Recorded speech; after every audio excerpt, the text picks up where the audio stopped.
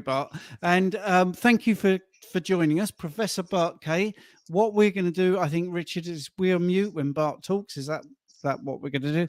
So just for those that don't know you, Bart, if you could just introduce yourself, what your speciality is, and just why we think you're such a great bloke. Yes, all right. Thank you, Stephen. Very much a privilege, very much a pleasure to be here. Sorry about the technical difficulties. I suggest that it's probably a mix minus channel on my soundboard that isn't doing what it should do.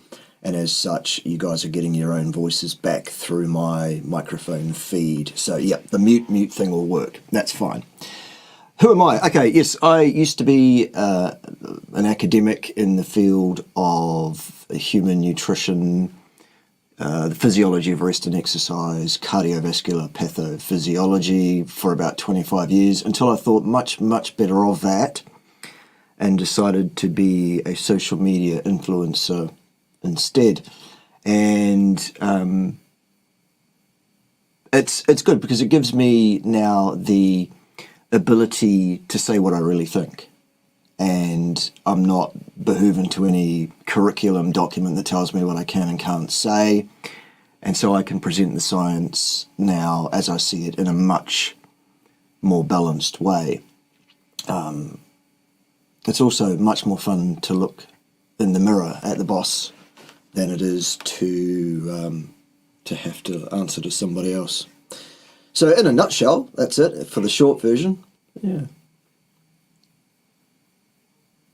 Well, that's pretty good. Oh, hang on, you've got a mute. No, that's brilliant. Yes. So somebody said, "Is it Red Ted?" Ted. What was the remark? Is Ted fondling the red button or something? Anyway, yeah, Ted has been fondling the red knob again. That's what he said. Right. We can dive straight into questions if that's okay with you, Bart. Give us a thumbs up if that's okay. And Rich, do you know Rich, by the way? Have you met Rich before? Richard Smith? Right. Anyway. Yeah. Yes, I haven't met you. Now I have. Hey there, Bart. Right. Yeah, great to meet you. Great to meet you. Well, let's dive straight into a question, because this is a great question for Professor Bart-Kay, because he knows all this sort of stuff, and Richard does as well, and I just pretend to do. So beef and fat, that's a good name. Got heart palpitations and tachycardia this morning. Fix the tachycardia with potassium, but still have palpitations. Could it be a histamine problem, as I ate aged steak yesterday? Yes, it is possible. There are, however, innumerable different things that might be associated with a tachycardia situation, either causally or even coincidentally. Potassium, I presume you mean you fixed tachycardia this morning with potassium rather than ongoing. It's hard to tell from the question there. Probably the first port of call for me would be to have a look at some of the histamine promoting foods, and if we were going to have consultancy, I'd probably get you to get some testing done to have a look at what's going on in that regard. That might well be my first guess, depending on what the history is. I mean, when we start consulting, myself and any random person, the first thing I'm going to do is spend 15-20 minutes at least with that person getting a history, which is going to give me a steer as to what the likely situation is. So I guess in short, the answer is, yeah, that's possible, but then many things are possible in the world, including technology doing what it should do sometimes. I remember dropping, actually, the use of the StreamYard platform myself some months back because it was not happy with my computer system, audio system, and now I remember why. They don't play nicely. So there's the answer to the question anyway. Beef and fat, yes, possible.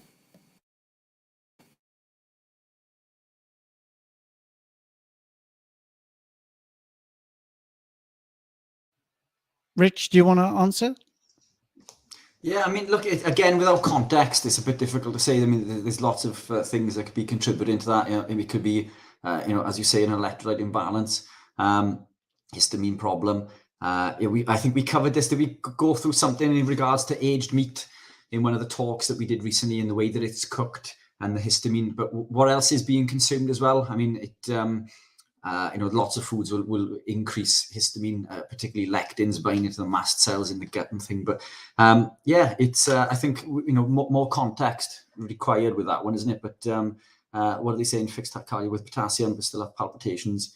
Could it be? Yeah, it could very well be. It's a case of trying to find the source, I guess, of that histamine problem. If it is indeed histamine, are you consuming any foods that are high in lectins? And again, aged meat, as we discussed recently, could be a problem.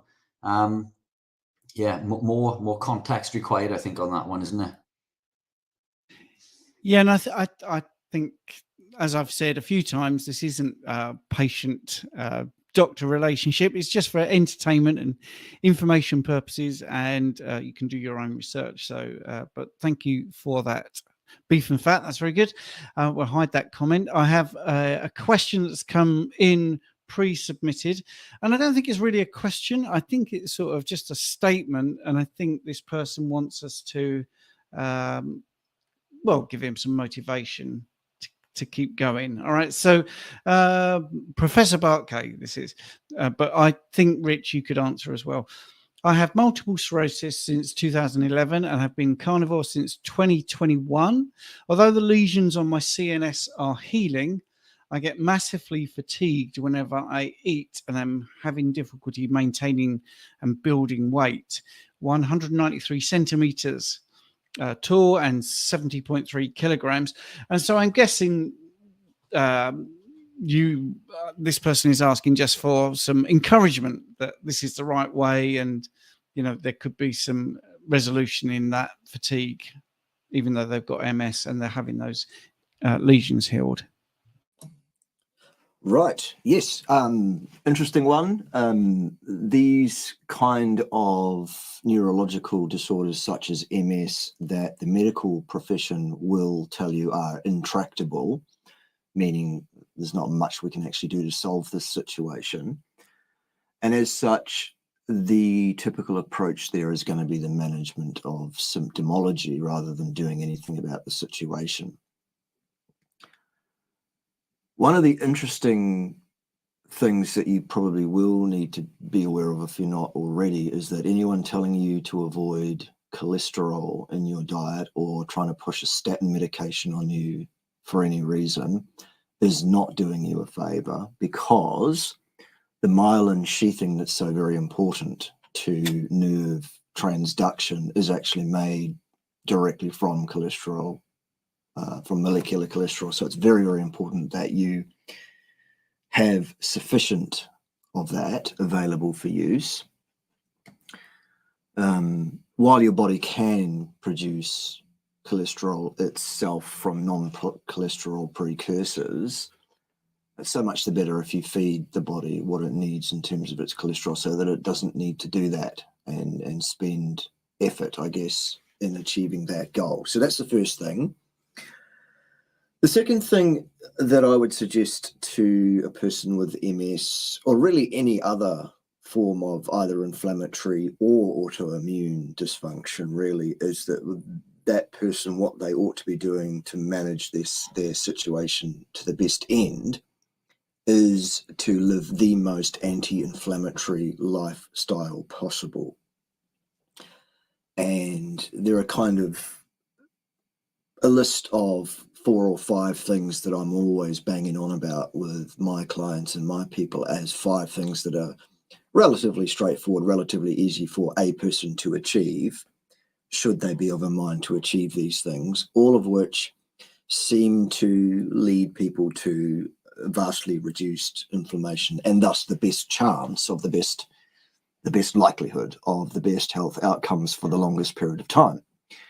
And number 1 on the list is eat a 100% carnivorous diet, or as close to that as you can possibly achieve in your lifestyle. Make sure that you're fairly blameless in terms of your diet. the carnivore diet is the most anti-inflammatory diet known to man. So that's, for me, is absolutely number one. Number two is the consumption of a range of nutraceutical products involved in the release and trafficking of adult stem cells and anti-inflammatory effect. For details on that, that's not why we're here today, but for details on that, you can contact me after the show. My email address is fairly easy to find. It's on the About tab on my YouTube channel, that YouTube channel being at Bart-Kay. So I'd be getting into that. Number three is to ground yourself electrically as much of the time as is possible in your lifestyle. Number four is to block blue and artificial wavelengths from your eyes after dark. Sounds like crystal waving woo-woo, I know, but it isn't. There's actual science there. And the fifth thing that I'm always saying to people is the right amount of the right exercise at the right intensity on the right schedule, the right number of times a week. And you do all those 5 things week in and week out. And for my money, that puts you in the best position. I'm sure Richard's got some ideas, though. No, I mean, it's. I think you've covered pretty much everything there, isn't it? I mean, you know, MS is an inflammatory condition. Inflammation is when the body is under attack, when it attacks itself, isn't it? So living a diet or lifestyle which is combating this, and again, carnivore, I think, is, in my opinion, the most anti-inflammatory diet that we can live. Even within the carnivore community, there are certain foods that can cause inflammation. So, you know, you may be living a carnivore lifestyle. You know, eggs could be causing inflammation. Fish can cause inflammation. Certain dairy products, cheese, and milks. So I would even gravitate maybe towards an all beef and salt type diet, the lion diet. I think that'll probably be the best protocol, unless you are perfectly fine with those other foods. But and again, cholesterol, eating foods as nature intended. We need these saturated fats. We need cholesterol. The myelin sheath is made of cholesterol. It's imperative. You know, cholesterol is imperative for life in general, isn't it? It's imperative for cell formation, cell communication, nutrient absorption, nutrient transportation. It's essential for the immune system, and it's essential for healing. So certainly do not fear cholesterol. And statins, you know, perfect example. Statins block something called the mevalonate pathway, which is how we produce cholesterol. But the mevalonate pathway also helps us produce DNA. So when we're consuming statins, we're preventing the body from being able to produce DNA. So that can, in my opinion, can never be a good thing at any level. But yeah, I mean, the carnivore lifestyle is the most anti-inflammatory lifestyle that we can live. The pure production of just being ketogenic, and the production of beta hydroxybutyrate is going to block NLRP3 inflammasome and reduce inflammation within the body. But in my experience, there are still lots of foods within the carnivore lifestyle, and I'm obviously gravitated into this predominantly from a carnivore context, keto context, but now I'm carnivore. So you need to find what works for you. But the more you gravitate into that carnivore lifestyle, the more chance that you've got for beating that inflammation. I've worked with clients and customers who have tried just being ketogenic and seen massive improvements, but the further that they delve into the carnivore lifestyle, the cleaner they eat, and the more restricted they become in regards to red meat only, the more benefit that they see. But be careful with eggs. Dairy products can cause problems. Fish with some people. Yeah, and that's about it for me. How was that? Excellent. Hey, it seems like I've sorted out the audio issue by having Ted flick one of the knobs on the desk here to pass control back to live stream, whatever it's called, StreamYard. So there you go. That seems to have been the answer. Good. Right, yeah, that's great, Bart. I'm pleased about that, because that delay, we had one earlier, didn't we? It was like we were talking on a satellite. Right, Ali D, I think that is. The question is there anything I can do to help with waking up in the middle of the night, both thirsty and having to pee? I've been carnivore for 5 months, 1 year keto prior, 41-year-old male. Right. Number one, I'm going to take a wild stab in the dark and imagine that you probably changed your diet to carnivore overnight. You hammered over, went, I'm going carnivore tomorrow, and you just did that. I don't suggest that that's a good idea. I don't think that people should do that. You should always change your diet from whatever it is to whatever you're going to change it into, slowly, glacially over 6 to 8 weeks, ideally, not an overnight thing. That said, the first things I'd be looking for in this situation, Ellie, would be, I would like to know what your fasting glucose is doing, what your A1C is doing, how much protein you're taking in by way of a dietary recall as accurately as you possibly can for the last several weeks, or failing that, moving forward in the next couple of weeks to track it and see what's going on with that. Well, there would probably look at a few other things in terms of your electrolyte balances, your GFR particularly, perhaps. A few other bits and bobs that we might look at that might point us to what the answer is.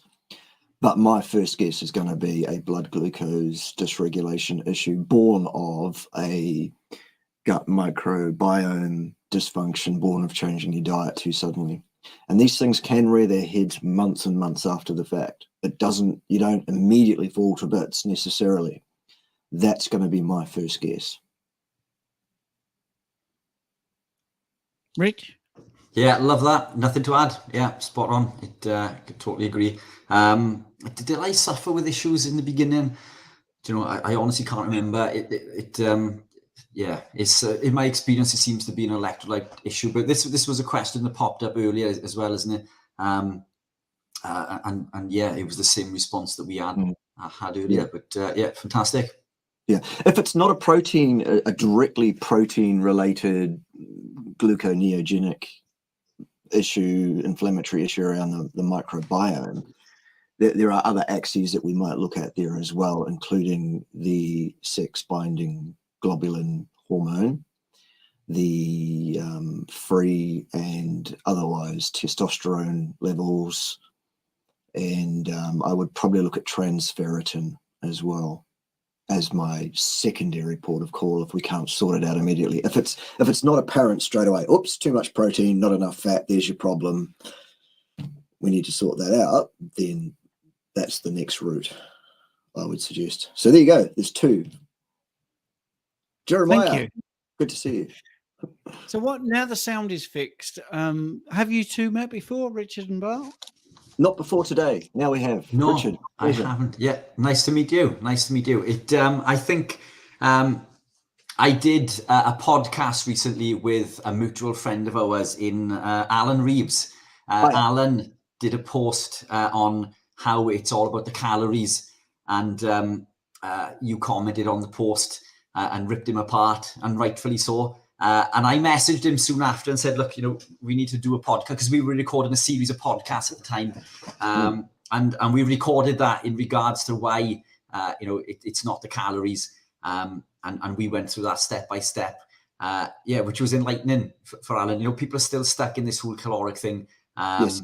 And that's something that I'd like to touch base on before you shoot off as well. So I've got a few questions as well. But if we want to crack through these, but it'd be great to get you on. I'd love to thrash out a few things. I mean, some of the bits you've put out there is incredible content, and it deserves to be shared. And I'd love to chat in more detail in regards to some of that with you. If you could spare some time in the future, that'd be absolutely fantastic. Oh, look, you bet it would be my privilege and my pleasure. Excuse me. I'm all about the cross-pollination. I have a memory that Mr. Reeves and I actually did have something booked a month or 2 back that he had to cancel for whatever reason, and it was going to be rescheduled, and that just hasn't happened yet. So maybe give him a rattle up, and we'll do a 3-way. Perfect. Fantastic. Yeah. That'd be fantastic. Cool. Fantastic. Well appreciated. Thank you. Cool.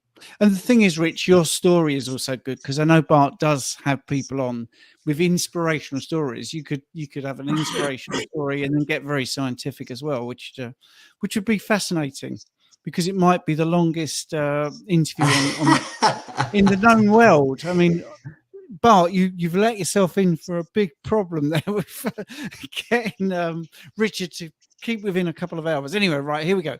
Question from Jeremiah. Charles, nice name.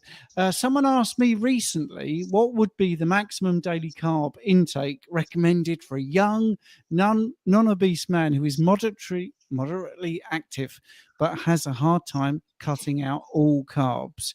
Wow, that's quite a vague set of parameters, but yeah. go on. Yeah. What would you Well, think? look, while we're all human beings, while we all share basically 99% of the same DNA, we have the same organ systems, we have the same requirements, and we can generalize along those lines. Quantifying and placing a number on something like how much carb should a young man intake is a near impossibility, because is that a young man who's 6 foot tall, or is that a young man who's 5 foot tall? For example, I would need to know what is meant by non-obese, because is that a BMI calculation or is that some other measurement of body composition? And also I would have an issue with the word moderately active. What exactly does that mean in terms of the balances of all of those things? Because all of those things, among a milieu of other degrees of freedom, can affect, let me choose my words carefully here, can affect how much carbohydrate an individual person can tolerate before they get negative side effects of those carbohydrates. There's no ideal amount of carbohydrate unless that amount is 0. However, individually, case by case, from person to person, and indeed between one time and another time, this can differ too, depending on circumstances, you will have a tolerance for how much carbohydrate you can get away with. Why push it? If you want the answer to what's the ideal amount of carbohydrate in the diet, Jeremiah, it's none. You do not require any, not 1 gram ever. Your body makes all the glucose and all the fructose, actually, that it needs. And it does that itself through the biological pathway from non-sugar substrates. So anyone telling you that any amount of intake of carbohydrate is required does not understand biochemistry. Good to see you, by the way, Jeremiah. Good to see you. Yeah, 0 carbohydrate required.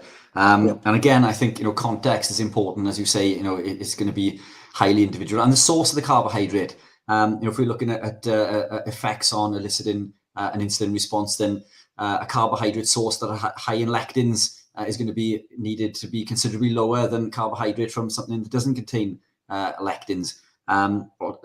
Unfortunately, most carbohydrates are high and contain lectins, but lectins will bind to insulin receptors and signal the body to store 5 times more fat than insulin does itself. But 0 carbohydrate, I mean, I'd come back to the question is why, why can't you restrict carbohydrate? I know we've covered several times that, food addiction is a real thing, the effect on the catecholaminergic neurotransmitter synthesis, and the way that the neurotransmitters are made in the brain, and the effect on dopamine and searching for these hits and things.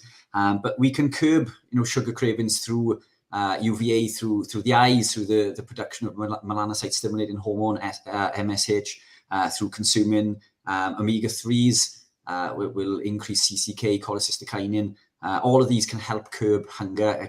Consuming glutamine supplements when you get sugar cravings. I try my best to avoid carbohydrate intake to a detriment. I wouldn't look at it as what level you can consume. As the guys have rightly said, the amount required is in fact 0. And the source of carbohydrate is equally as important.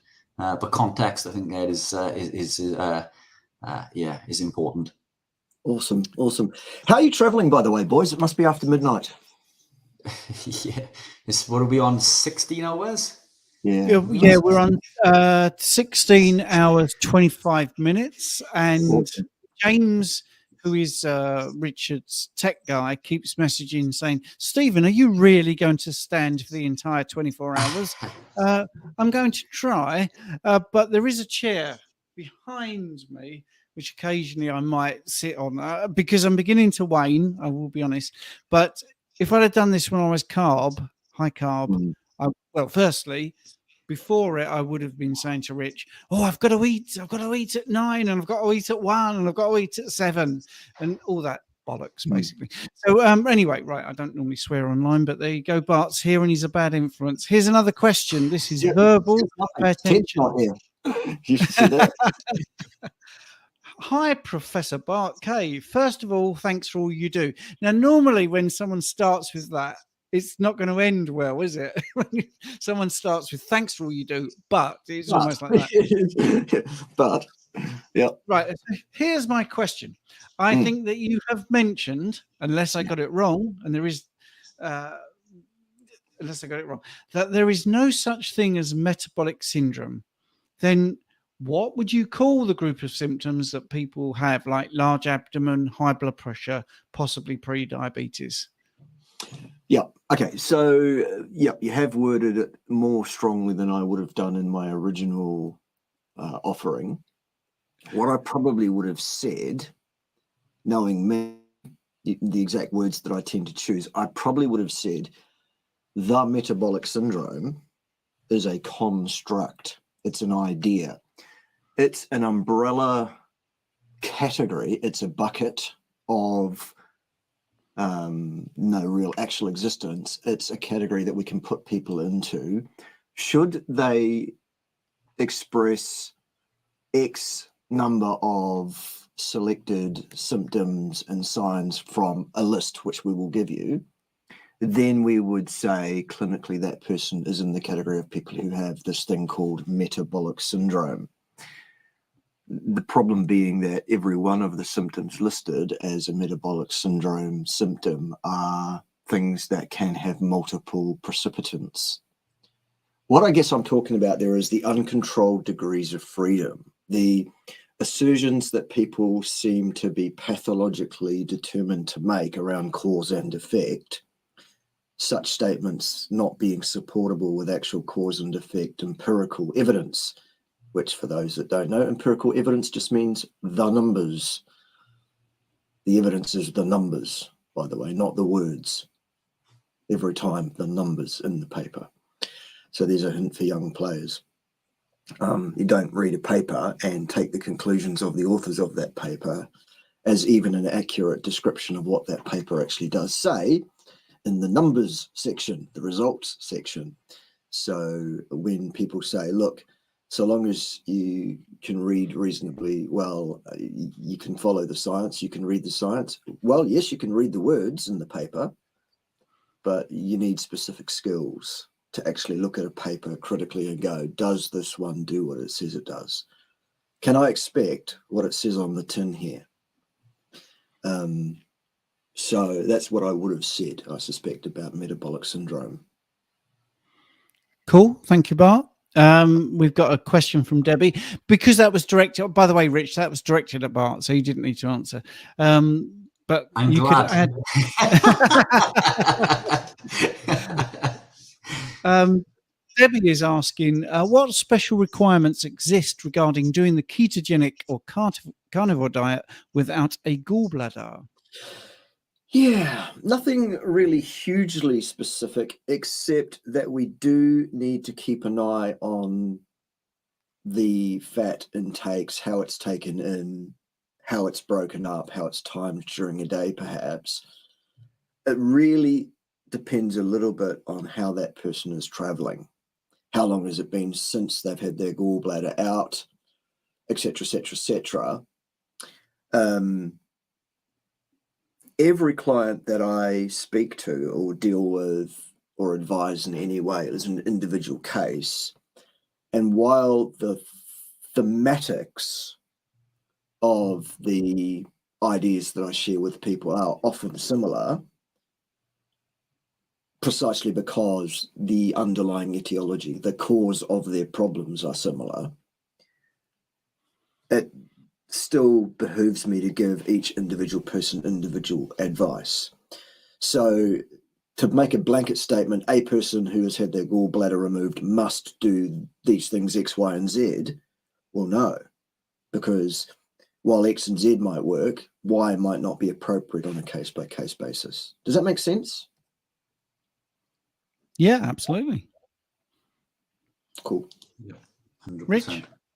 Yeah, it's a question that I get asked occasionally. Can I live a carnivore lifestyle or ketogenic lifestyle if I've had my gallbladder removed? The liver will ultimately upregulate its production. I know the gallbladder is a means for storing this, but what the advice that I usually give is to increment things slowly, rather than jumping in both feet and consuming lots of fat. Maybe increment it slowly, or even supplement with bile acids to help with with that production. But you can certainly live a ketogenic and carnivore lifestyle if you've had the gallbladder removed. But as you rightly say, isn't it? It is in context, and everyone is an individual, and we need to be careful that we don't give out individual medical advice. This is for educational purposes only. But I've never met anyone that hasn't been able to adopt a ketogenic or carnivore type lifestyle and thrive. In fact, very few people that I can think of that I've worked with who have gravitated, who have maybe teetered out of being carnivore. Most of these people have come back once they've realized that this is the optimal way to live. It's we all live different degrees of strictness in regards to the lifestyle. But the clients that I've worked with, those who teeter out, seem to come back. The opposite isn't true, as somebody made earlier in regards to a vegan who becomes a carnivore. They tend not to go back to becoming vegan, which was a fab statement. But yeah, that's those are my thoughts. Yeah, I've got a fantastic, simple statement here. There needs to be more on belly fat and insulin resistance. So I think what that is asking about is how do you get rid of stubborn belly fat, and what exactly is insulin resistance? So I think it's quite open. So I'm going to put you two side by side, and then you can chew the fat on it, because I think it'd be very interesting to see what you both come up with. Yeah, that's a segue into the area that I've been interested in, among other areas, for a while now. What we need to understand is this thing, insulin resistance. Insulin resistance is another construct. It is an idea. It's a diagnostic set of criteria that's been given a label. It's not an actual physiological thing, at least not in the context that we're being led to believe that it is. The simplest way that I can kind of help somebody to understand this a bit, I think, is to say to the person concerned, would you like to go online this afternoon and see if you can find me a company that will supply you with an insulin resistance meter that you can buy, that you can go to your clients with, and you can do some tests on your clients with this insulin resistance meter and measure this physiological thing, insulin resistance, with this meter. You will be waiting a while. There is no such company that makes any such meter, because it's not a physiological thing that can be measured with a meter. The only way to get at insulin resistance is to construct it.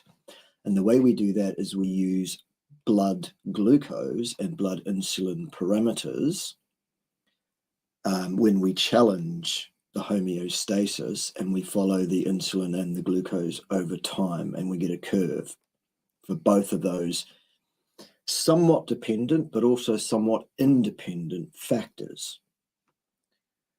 Now,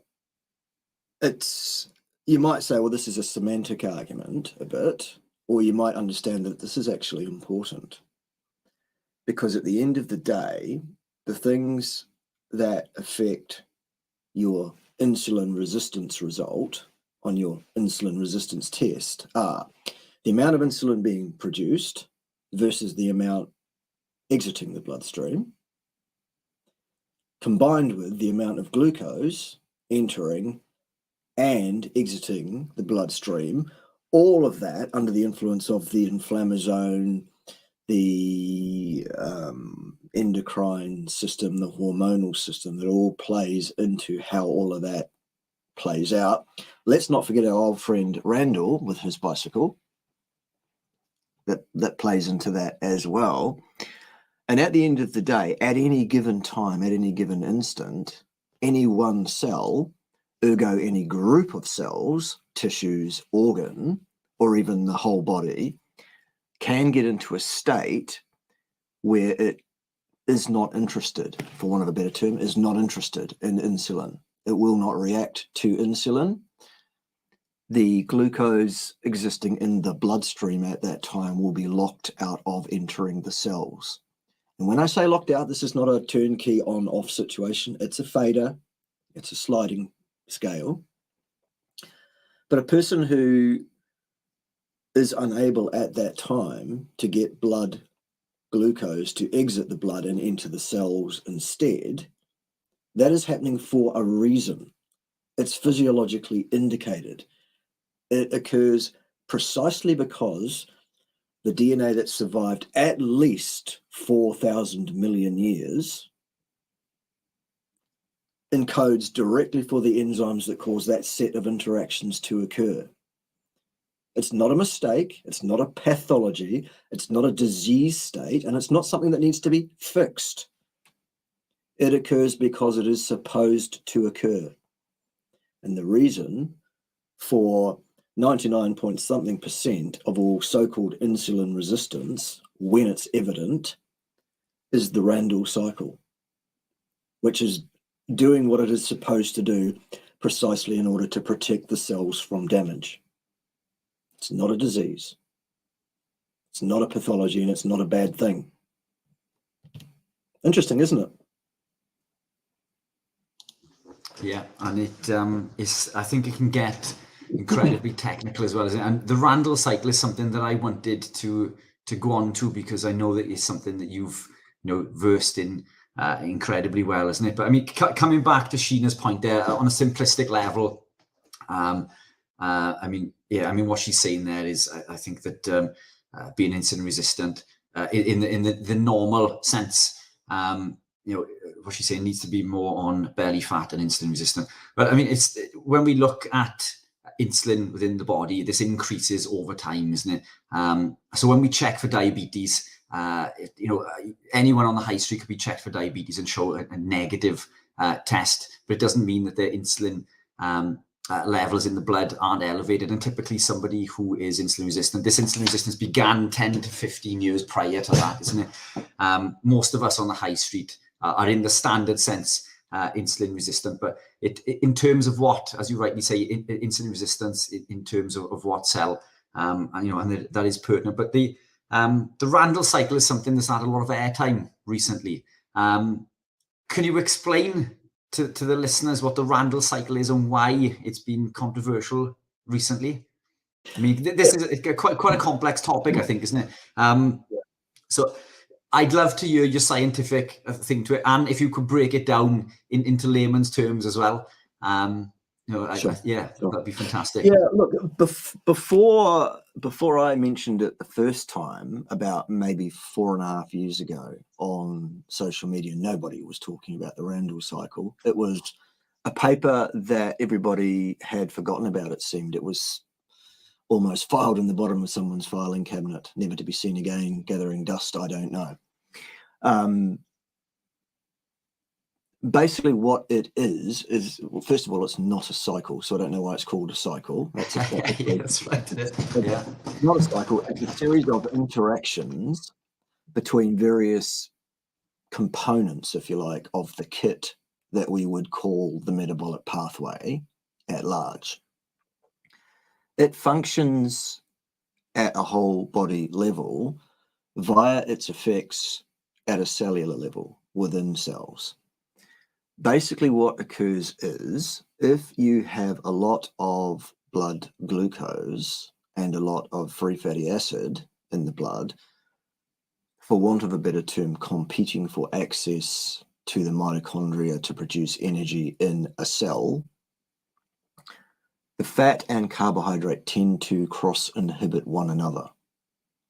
It's like, the analogy I often use is like two fat men trying to jam their way through a revolving door at the same time, thus preventing either one of them from effectively getting through.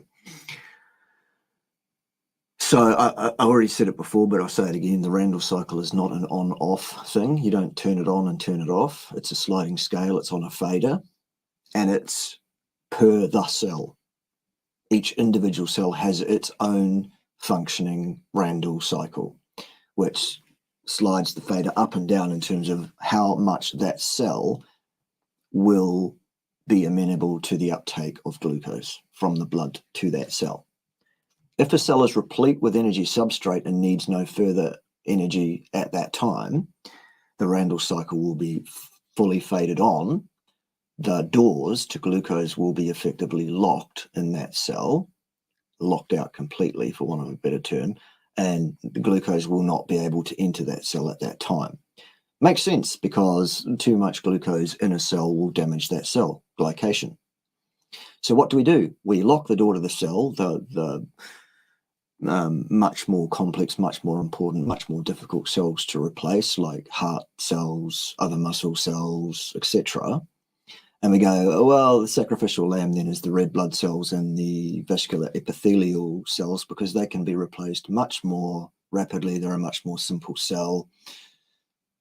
That's the natural design. Occasionally, we might have got a bolus of carbohydrate that led to a whole bunch of sugar entering our bloodstream.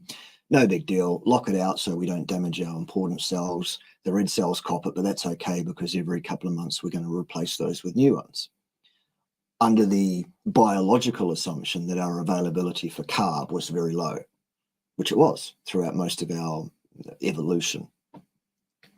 Now we live in a society where we're constantly pouring carbohydrates down our stupid necks 3, 4, 5, 6, 7 times a day, some of us. Every single time, that's doing damage. There are no free rides on carbohydrates.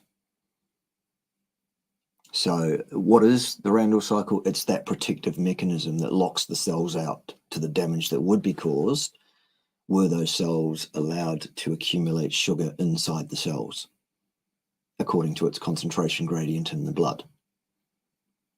That's what it is. That's what it does, pretty much. Love it. So, I mean, how would you... One of the comments that I've heard recently is long-term, ketosis, or being ketogenic or carnivore, for another matter, will create peripheral insulin resistance through the Randle cycle. So how can we apply what you've just said, to that? And is there anything to that? I mean, one of the concerns is that living the lifestyle for too long is going to lead to this peripheral insulin resistance. Go on, fire away. Yeah.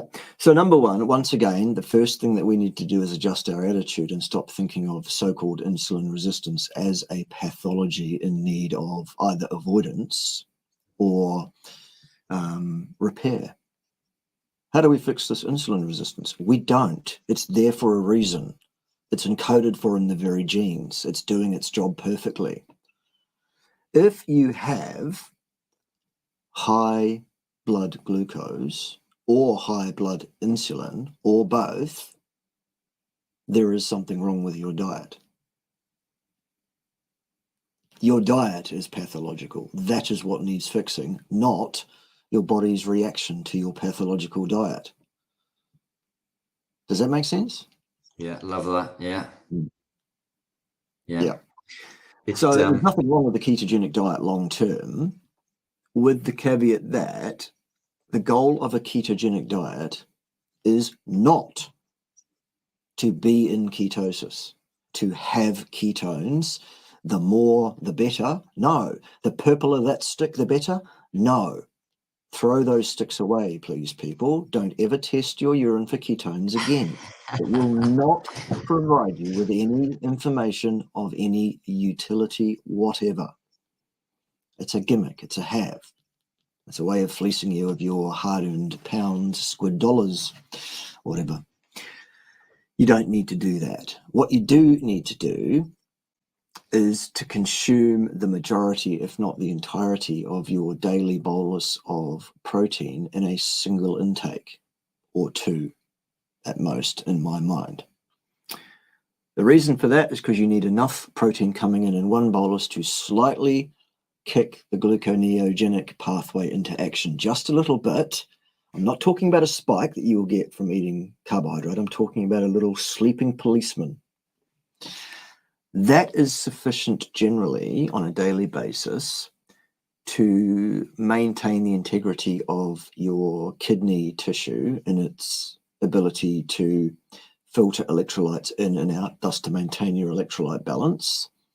It also prevents thyroid failures that you can get on long-term ketogenic diets, unless you happen to be an Inuit, in terms of your genetic background.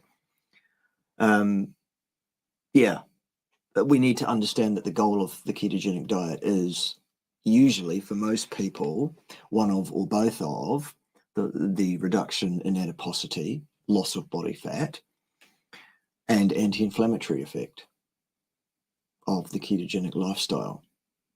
The people that are running around saying the ketones in and of themselves are of some benefit, and indeed you should take exogenous ketones, no, it's rubbish.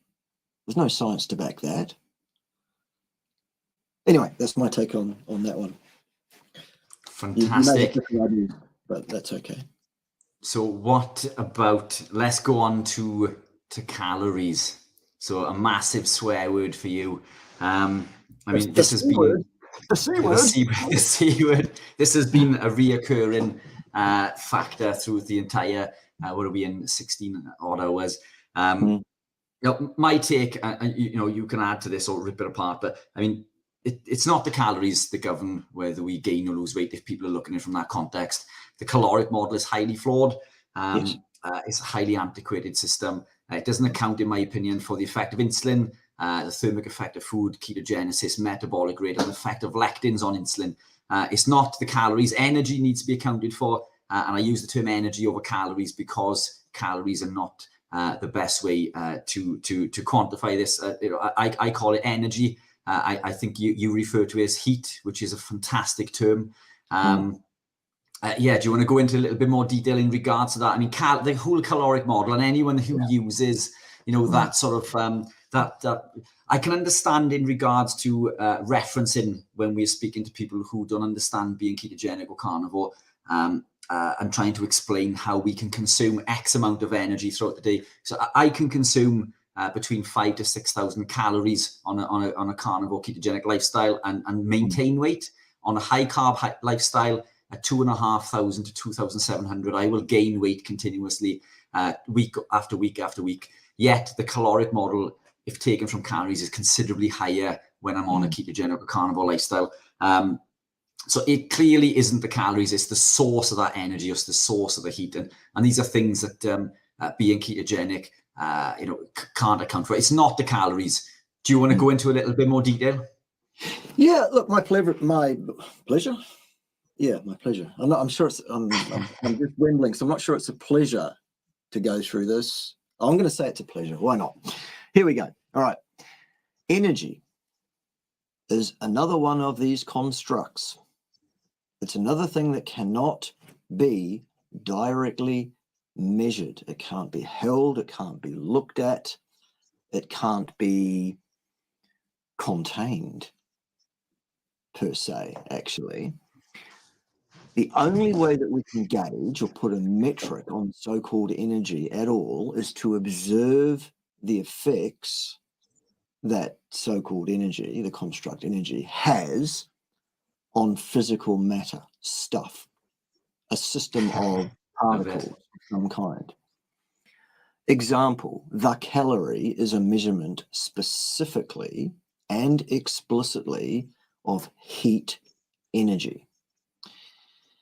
You've probably all heard the colloquial version of the what's called the law of conservation of energy, which was originally asserted, I guess, among others, by the mathematician Emily Noether in the last century. And she mathematically established reason to assert that, in effect, energy cannot be created from nothing, neither can it be destroyed and made into nothing. It can only be changed from one form into another form. So the analogy, if you like, is currency. I cannot go into Sainsbury's local tomorrow in the UK. Number one, because I'm in New Zealand, and that would be hard to get. But let's say I was in the UK. I can't go into Sainsbury's local tomorrow and put 10 New Zealand dollars on the counter and buy roughly £6 worth of goods using that New Zealand legal tender. It's money. Absolutely, it's money. In the same way that heat energy is one of the forms of energy. But if the form of energy that you require is kinetic, then another form of energy might not be any good to you. In the same way that the shopkeeper in the local Sainsbury's is not going to accept my $10 New Zealand as being equivalent to £6 sterling, give or take, whatever the exchange rate is today. These are different currencies, but they are all currencies. So energy, one form to another, heat, ionizing radiation, kinetic, potential, chemical, etc. All different forms of so-called energy, all with so-called equivalences, meaning that if we measure one form of energy, then we know how much energy the system is using, is balanced at, whatever. But that is the worst kind of reductionism possible, really. Because, number one, the experimental work done to establish what the equivalence between a calorie and a kilojoule is was dodgy at best. You need to look that thing up if you don't know how that was done, for example. It involved a researcher hundreds of years ago dropping fixed weights from a fixed height into containers of water and measuring the change in the temperature of the water bath under the influence of having this weight smack into it. Hello. Anyway, that's for another day. Heat energy, what is it? What is a calorie? A calorie is measured as the effect of rapidly combusting instantaneously a food sample inside a closed bomb calorimeter and seeing how much a bath of water surrounding that closed thermodynamic system heats up under the influence of burning that substance of food, that sample, whatever it is. Huge electrical current put through this bit of cheese, for example. It goes woof, combusts, releases out heat, which then propagates out, hits the walls of the bomb calorimeter, warms those up. The walls of the bomb calorimeter then pass that heat onto the water bath surrounding it. Hey presto, change in temperature of the water around the bomb calorimeter. Fantastic. Okay, so this heat that propagates out, what form does that take? Well, it's photons. It's set wavelength. It's infrared photons. That's what heat is. And the only way you can pass heat from one body to another is by the exchange of photons between those bodies at various energy levels to change the energy status such that the total energy is shared evenly between two bodies in contact over a period of time. Entropy increases, basically. Disorder increases, everything evens out in the universe. Fantastic. Okay, so when we burn rapidly a food sample inside a bomb calorimeter, we release photons. Do you know what the rest mass of a photon is, Richard? I do not. Zero. Photons have no rest mass. They weigh nothing. They have no spatial extent. They do not literally exist. So Literally. They have no literal existence. Oh, I'm going to be really, I'm going to have to cut in here because we have to stop in about 3 minutes. Okay, so I get the last bit done quickly then. Yeah, sorry, No mate. worries. I'm sorry. Because StreamYard can't do 24 hours in a row, so we have to go over to another studio. Okay, so the next time we do this, we probably need to have guests on for longer than, Anyway, that's for another day. Right, so photons weigh nothing. Nothing at all. That being said, the loss or gain of photons by a body, how does that affect your weight? given that your weight is the mass exerted by you on a weighing scale under the influence of gravity because of the physical mass of the molecules in your body. So take any number you like at all, 70 kilos, add any number of photons to that mass, all of which weigh nothing. The change in your mass is nothing. Lose any amount of photons and your weight is similarly unchanged. The only way to change your weight is to expire carbon dioxide gas, which has a weight, a mass, or to produce water, which you then urinate out, sweat out, comes out in your tears, your saliva, and other insensible losses like vapor at the lungs. It's not calories in, calories out, it's mass in, mass out. Mass is the only acceptable terminology to use, the only acceptable model for body composition claims, not energy. Energy and mass have an equivalence, but it's one of those exchange rate things on different currencies. So that's the take home, that's the skinny, that's the quickly truncated, abbreviated version of the calories argument. Calories don't weigh anything, they can't affect your weight. Only mass can, it's a mass in, mass out exercise. That's an unassailable argument. I'm sorry, but if I just explain, StreamYard can give me 30 hours, 50 hours of recording, but they can't do 24 hours in a row. So we have to have 3 separate studios. Right. So just for people, if you want to catch up, I put the link into the chat for the 3rd part of this on YouTube. We have to leave this studio. I'm going to a different studio. So we're going to say goodbye to Bart, and I'm really sorry, mate. I really am sorry. No, my pleasure. Yeah, I'll reach out. I'd love to get you on. I'd love to get into the weeds into this. This is fantastic stuff. I'm gutted that we can't continue with this one, but yeah, I'll reach out if you don't mind, and we'll get something booked in. That'd be fantastic. Please do. Awesome. Look forward to that, gentlemen. Thanks, absolute pleasure. Thank you, Bart. Thank you, man. Thanks for the time, gentlemen. Richard. Your link is in your message in your Instagram. All right. So I'll see you in the studio. Brilliant. Awesome. Thank you both. Speak to you soon. Thank you. So everyone follow us over on YouTube.